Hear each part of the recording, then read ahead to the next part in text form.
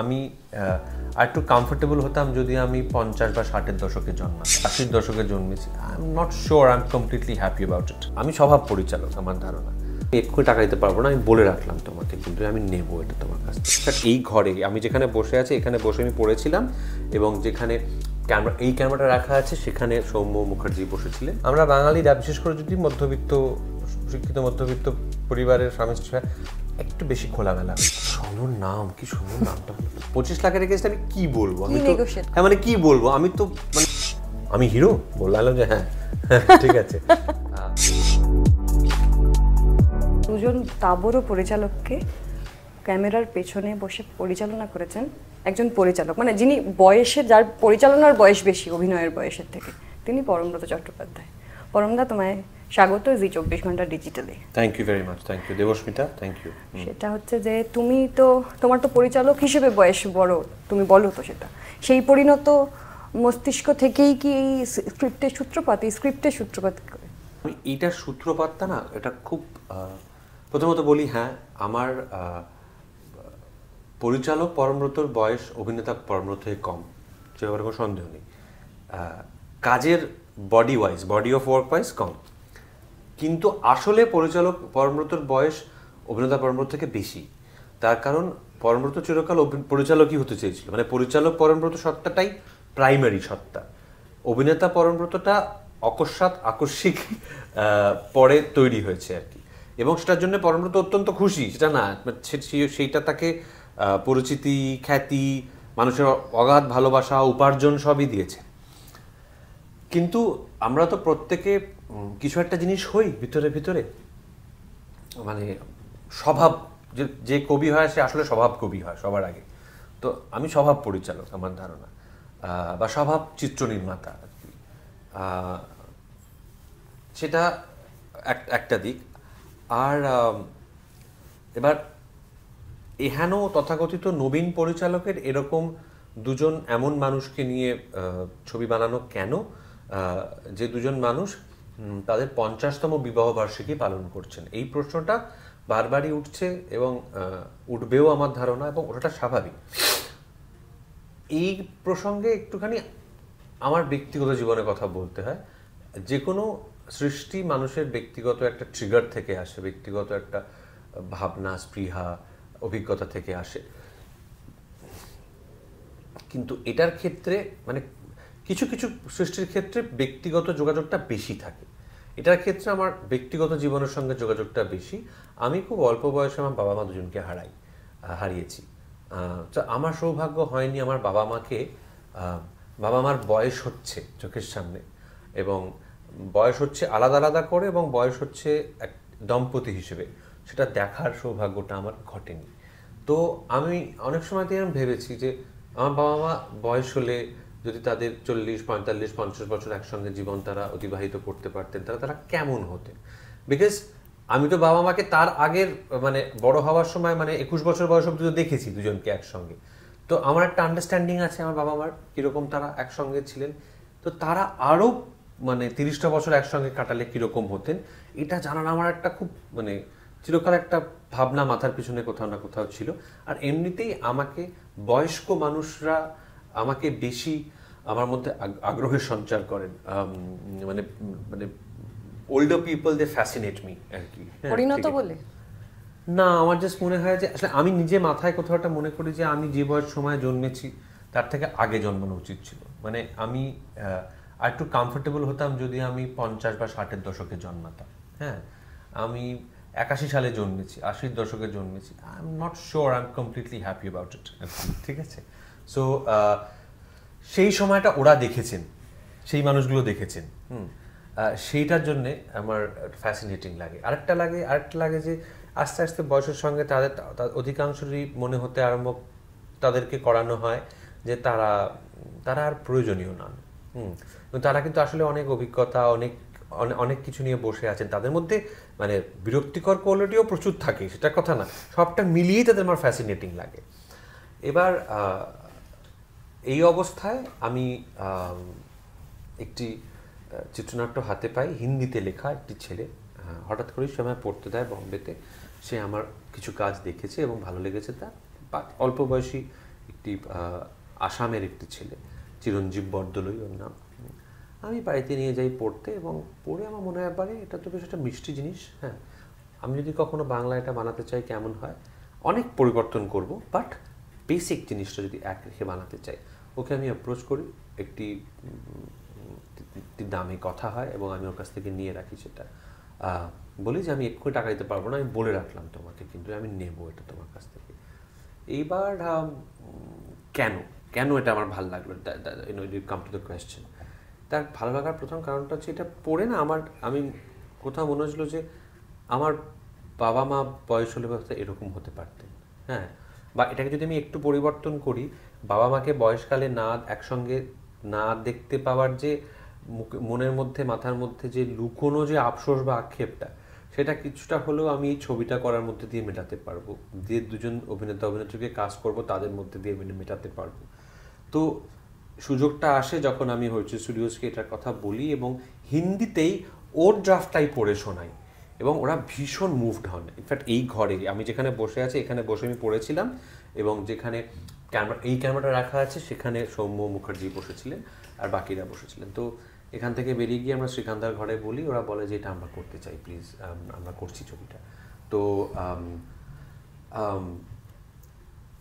এবার এই সব কিছু কারণগুলো যখন একসঙ্গে মিশে যায় তখন আমার মনে হয় যে হ্যাঁ। এবং আরেকটা জিনিস ছিল, আরেকটা কারণ ছিল যে এই ছবিটা যখন আমি ওদের শোনাই হিন্দিতে, সেটা তারপরে যখন আরও কাজ করতে আরম্ভ করি অনেকটা পরিবর্তিত হয়ে যায় অরিজিনালটা থেকে, এবং সেই পরিবর্তিত সিচুয়েশনে আমরা আরও নিশ্চিত হয়ে যাই যে এটা অঞ্জন দত্ত এবং অপর্ণা সেন যদি না বলেন ছবিটাতে কোনো কারণে, তাহলে ছবিটা আমরা করবো না। এটাই আমার পরবর্তী প্রশ্ন ছিল যে তুমি বলেছো বারবার যে ওনারা না করলে তুমি এই ছবিটা করতে না, কেন?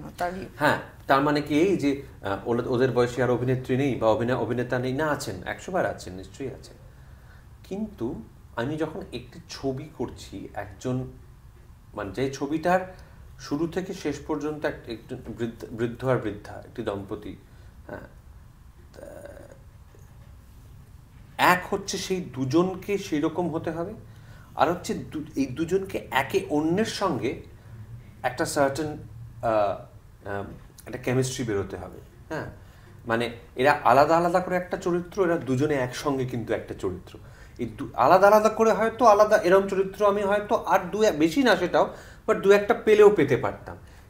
এই দুজন একসঙ্গে যে চরিত্রটা বেরোনোর দরকার ছিল সেটা অঞ্জন দত্ত এবং অপর্ণা সেন ছাড়া হতো না। তো সেই কারণে we were all very sure যে এরা যদি না বলেন তাহলে আমরা অন্য কিছু ভাববো, এই ছবিটার কথা ভাববো না। রাজি করানো কি খুব মুশকিল ছিল? লোক, অঞ্জনদাকে রাজি করতে খুব ডিফিকাল্ট হয়নি। আমি ফোন করে বলেছিলাম অঞ্জন আমরা ছবি করবো, আবার কি ব্যাপার? হ্যাঁ, আবার তুমি আবার আমাকে ওসব জায়গায় ইটালি নিয়ে যাবে। আর না, কোথাও নিয়ে যাবো না। হ্যাঁ, যে কি তাহলে শুনি। তাহলে আমি গেলাম, বললাম যে তুমি চিন্তা করো না, ছবিটা তোমাকে নিয়ে, মানে তোমার মানে দুটো চরিত্রকে নিয়ে, তুমি আর আরেকজন মহিলা। আমি হিরো? বললাম যে হ্যাঁ ঠিক আছে।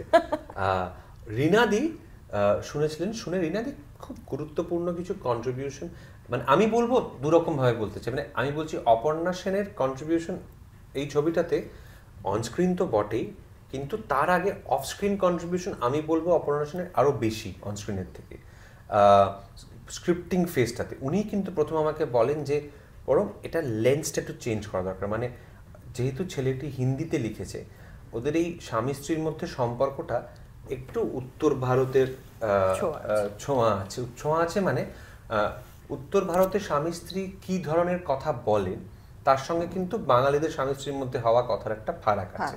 হ্যাঁ, আমরা বাঙালিরা বিশেষ করে যদি শিক্ষিত মধ্যবিত্ত পরিবারের স্বামী স্ত্রী হয়, একটু বেশি খোলামেলা হই। মানে আমরা স্বামী স্ত্রীর মধ্যে যে ধরনের আলোচনাগুলো করতে পারি সেটা হয়তো বা একটা অ্যাভারেজ নর্থ ইন্ডিয়ান ফ্যামিলিতে একটা কাপল নাও করতে পারে। আমি বলছি না এক্সেপশন নেই, কিন্তু জেনারেলাইজ করা ঠিক না ভাবে, কিন্তু মোটামুটি একটা প্রোফাইলিং করে যদি দেখি, বলছে এটা চেঞ্জ করা দরকার, আরেকটু কনফ্লিক্ট থাকা দরকার। তো সেইগুলোর ওপর আমি এক্সটেন্সিভলি কাজ করেছিলাম আর কি। আর অঞ্জনদা অনস্ক্রিন শুধু অ্যাক্টর হিসেবে, মানে আমি ভাবিনি অঞ্জনদা অনস্ক্রিন অ্যাক্টর হিসেবে এতটা কন্ট্রিবিউট করবে, বিকজ অঞ্জনদা আই রিয়েলি ফিল অঞ্জনদা হ্যাজ টেকেন হিজ ক্যারেক্টার এবং গোটা ছবিটাকে to a different level, both of them as actors. But রিনাদির কন্ট্রিবিউশন আমি বলছি যেমন অন স্ক্রিন তেমনি অফ স্ক্রিনও। আর অঞ্জনদা অফ স্ক্রিন ছবি স্ক্রিপ্টিংয়ের সময় শ্যুটের আগে অঞ্জনদা ওয়ার্কশপে আসতেন, করতেন, হ্যাঁ।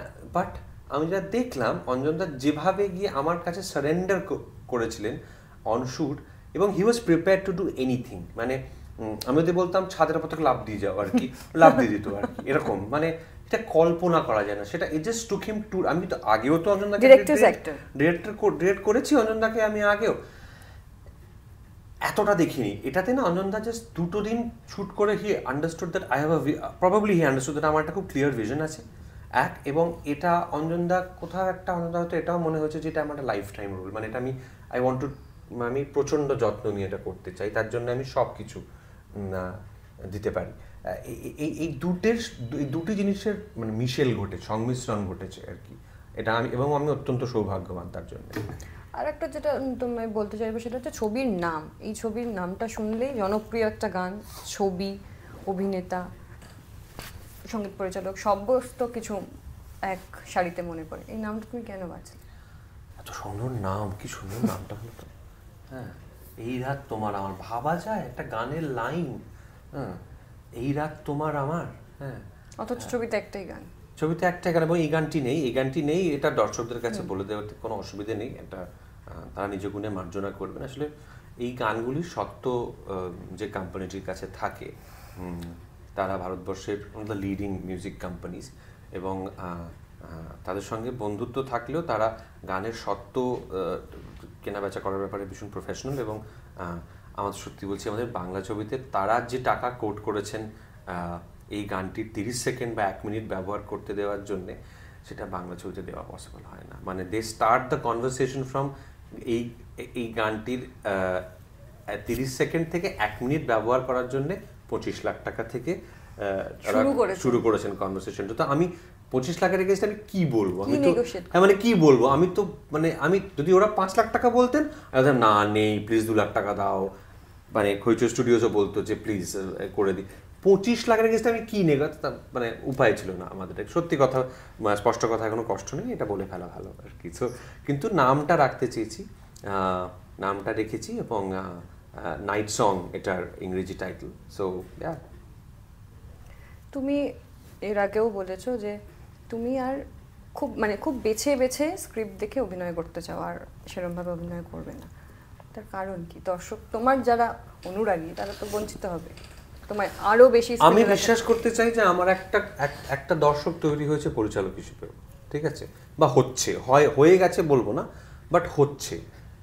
এই জার্নিটা সহজ নয়, বিশেষ করে একবার যদি অভিনেতা হিসেবে প্রতিষ্ঠা কেউ পেয়ে যায়, তাহলে অনেক অভিনেতা থেকে পরিচালক হয়েছেন, বাট অধিকাংশ ক্ষেত্রেই আমার মনে হয়েছে 2-1 ছাড়া যে তারা তাদের অভিনেতা সত্তাটাকেই আরও প্রতিষ্ঠা দেওয়ার জন্য তারা পরিচালক হয়েছেন। 2-1 হাতে গোনা বাদ দিয়ে, যেরকম ধরো Farhan Akhtar is an exception. ও অভিনয় যখন করে অভিনয় করার জন্য করে, যখন পরিচালনা করার জন্য করে। হ্যাঁ, এরকম আছেন, কেউ আছেন। কিন্তু অধিকাংশ অভিনেতা যারা পরিচালক হয়েছেন তারা, মানে Aparna Sen as an example, Rina মাসি। কিন্তু এইখানে এটাও আরেকটা কারণ এই 2 ছাড়া যে হতো না ছবিটা, যে আমি নিজে যেভাবে ভাবি তার সঙ্গে এই 2জনের অনেকটা মিল আছে। মানে এরা আমার কাছে অনেকটা ইন্সপিরেশন হিসেবেও কাজ করেন দ্যাট ওয়ে। রিনা মাসি একজন, অপর্ণা সেন একজন মানে অত্যন্ত সফল মেইন স্ট্রিম হিরোইন, ঠিক আছে। সেখান থেকে গিয়ে তিনি she becomes a film maker, and কি ছবি বানান না 36 চৌরঙ্গি লেন, তারপর পরমা বানান, সতী বানান, হ্যাঁ, মিস্টার মিসেস আয়ার বানান, হ্যাঁ, ঠিক আছে। তো এবং এর ফাঁকে ফাঁকে কিন্তু তিনি কন্টিনিউয়াসলি একটি লিডিং লিডিং পাক্ষিক ম্যাগাজিনের সম্পাদিকা ছিলেন। তো এই যে খিদেটা, সেই খিদেটা আমাকে ভীষণভাবে ইন্সপায়ার করেছে। নাও লুক এট অঞ্জনদা মেইন স্ট্রিম হিরো ছিল না, কিন্তু অঞ্জন দত্ত একজন মৃণাল সেনের অ্যাক্টর, একটু অল্টারনেটিভ ছবিতে, মানে ওই সময় Anjan Dutt was a must. সেই সব থেকে 94-এ আচমকা he blasts on to the scene as a singer song writer. হ্যাঁ, হি জাস্ট বিকামস কলকাতার বব ডিলান বা জন ডেনভার, অ্যান্ড আমরা একটা গোটা জেনারেশনকে ডিফাইন করেছি অনন্তদার গান দিয়ে, একটা না দুটোকে প্রবাবলি, এখনো করে চলেছেন প্রবাবলি। হ্যাঁ, মানে ট্রেন্ডিং শব্দটা তখন যদি থাকতো তখন হয়তো মানে ট্রেন্ডিং এর হাও ভাবা যায় না। তো যে ওই অঞ্জনা যখন প্রথম আমাকে ডেকে অভিনয় করতে বলেছিলেন হাফ চকলেটে, ওই অঞ্জনার সঙ্গে প্রথম পরিচয়, আমি কথা বলবো কি হ্যাঁ নাই তো বেরোচ্ছে না মুখ দিয়ে। আমি তো হাঁ করে দাঁড়িয়ে আছি মুখের সামনে, অঞ্জন দত্ত আমার মুখের সামনে, হ্যাঁ, যার প্রতিটা গান খেতে শুনি, বসতে শুনি, পড়তে শুনি, মানে মানে ঘুমোতে ঘুমোতে শুনি, গান গেয়ে কাঁদি, গান গেয়ে হাসি, গান মানে সেরকম। তো সেই লোকটাই আবার নিজের পরবর্তীতে এরকম সব ছবি বানিয়েছে, বারাদিন বানিয়েছে, বঙ্কনেশন বানিয়েছে, বো ব্যারেস ফর এভার বানিয়েছে, চলো লেটস গো বানিয়েছে, যেগুলোর আমি আবার অংশ অনেক ক্ষেত্রে, দত্তবাসী দত্ত বানিয়েছে। সো এই যে ব্যাপারটা, এই যে একটা অদ্ভুত কনজামেট শিল্পী বা আর্টিস্ট হওয়ার যে একটা ব্যাপার, সেটা আমাকে চিরকাল ভীষণভাবে ইন্সপায়ার করেছে। এবং সেই জায়গা থেকেই এদের জার্নিগুলো আমাকে খুব ইন্সপায়ার করে। সেই ইন্সপিরেশন থেকে আমি বিশ্বাস করি যে আমি যদি ঠিকমতো আমার পরিচালনার কাজ করতে পারি আরও 5-10 বছর, তাহলে আমার হয়তো পরিচালক হিসেবে একটা দর্শক আলাদা করে তৈরি হবে, বা যেটা হয়তো হচ্ছে। এবার আমি একবারও বলছি না আমি আর অভিনয় কখনোই করব না, কিন্তু যেটা হয়েছে যে অভিনয়ের ওপর কমপ্লিটলি যদি আমি নির্ভরশীল থাকি আমার জীবিকা নির্বাহের জন্যে, তাহলে না আমাকে একটা পয়েন্টের পর বাছ বিচার করলে চলবে না, ঠিক আছে? হ্যাঁ, যে কি কি করতে হচ্ছে, হ্যাঁ এটাই বলছিলেন অপর্ণা সেন একটু আগে যে করলে চলে না, ঠিক আছে? তো সেইটা আমি দেখলাম আমি আর পারছি না করতে, ওই বাছ বিচারটা আমাকে করতে হয়। বিকজ এরকম অনেক কাজ আমি করেছিলাম আমার না করলেও চলতো। হ্যাঁ, এখন আফসোস হয় কয়েকটার জন্য তো হয় সব। আমি আফসোস কথাটা একটু বেশি বড়। ওই হ্যাঁ, আমার ধরতেই না করলেও হতো, এটা কেন করলাম। অনেকবার আগেও হয়েছে, প্যান্ডেমিকের পর যেটা হয়েছিল, মানে সম্প্রতি আমি এই কথাটা বলি বেশি করে, তার কারণটা দুটো। একটা হচ্ছে প্যান্ডেমিকের পরে, যখন প্যান্ডেমিকের সময় আমরা সবাই ভীষণ ইনসিকিউর হয়ে পড়লাম। প্যান্ডেমিক যখন খুললো, লকডাউন যখন উঠলো, তখন সকলে লেফট রাইট সেন্টার অনেক কাজ করার চেষ্টা করছিলাম। তো সেই সময় আমি বিশ্বাস করি আমার ছবি নির্বাচন সবসময় অভিনেতা হিসেবে সবসময় ঠিক হয়নি আর কি, হয়তো বা বিশেষ করে বাংলায়। সেই জন্য আমি বন্ধ করে দিই 2021-এর শেষে, 22-এর শুরুতে ডিসাইডেড আমি আর করবো না। এবং হিন্দিতে বেশ কিছু গুরুত্বপূর্ণ কাজ করছি, আগামীতেও করব। বাংলাতে ঠিক করি যে যেহেতু আমি প্যারালালি এই সময় থেকে এটাও আমি মুক্তকণ্ঠে স্বীকার করতে আরম্ভ করেছি যে আমার সত্যি সত্যি আমার ফোকাসটা অনেকটাই কিন্তু পরিচালনা এবং প্রযোজনার দিকে সরে গেছে। এবং তাতে সেটা এতদিন আমি লজ্জা করে বলতাম, দ্বিধাগ্রস্ত হয়ে বলতাম, এখন আর লজ্জা করে বলি না। কেন দ্বিধাগ্রস্ত হয়ে বলতে? তার কারণ মনে হতো যে আমাকে যে পেশাটা আমাকে খ্যাতি দিল, আমাকে উপার্জন ক্ষমতা দিল, একটা পরিচিতি দিল, সেটার প্রতি আমি কোথাও বইমাত্রেও আচরণ করছি না তো।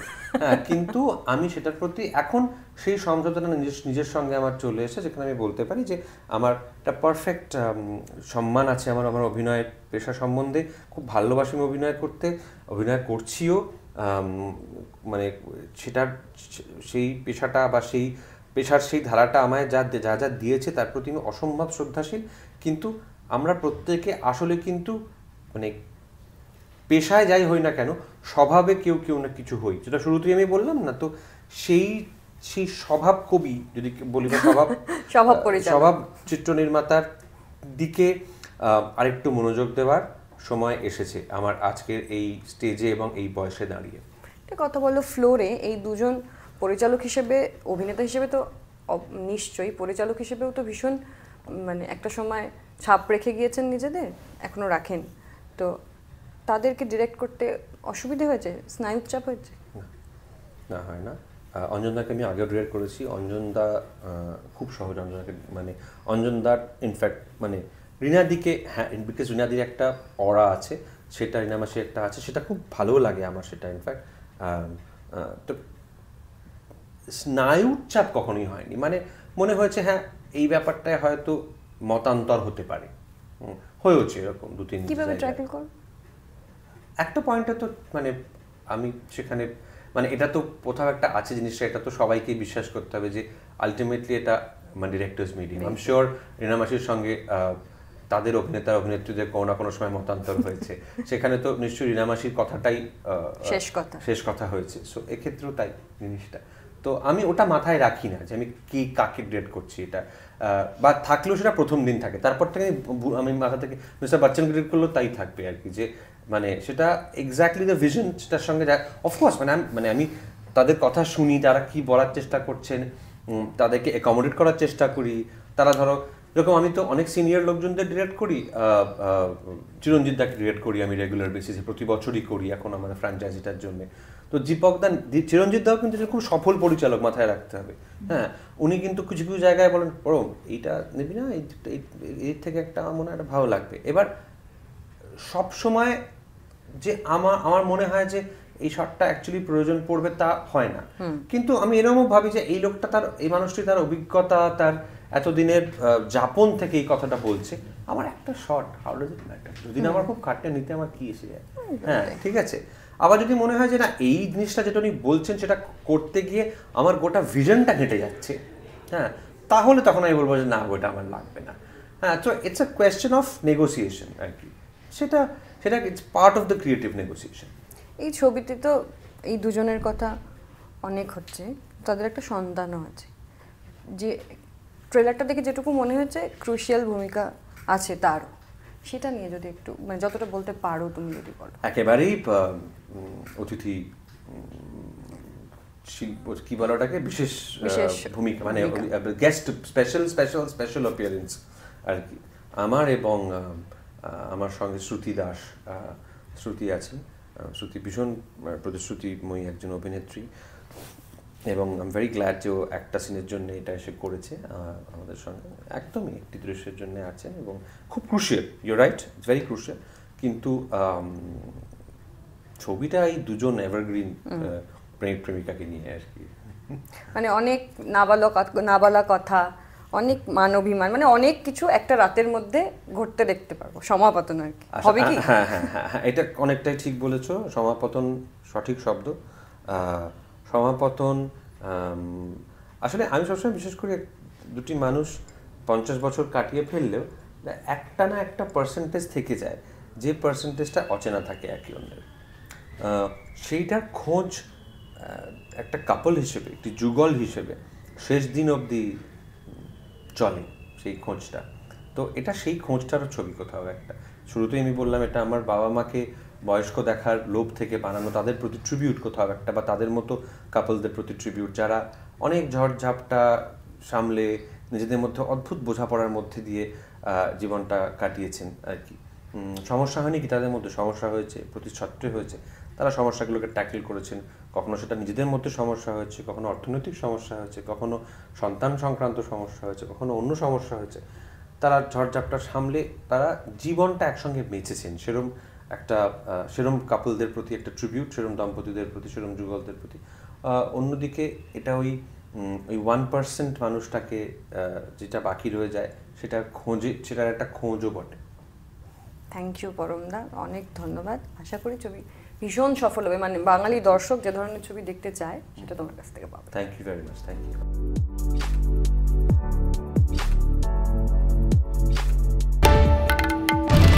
বাংলার আওয়াজ, বাঙালির আবেগ, জি 24 ঘন্টা।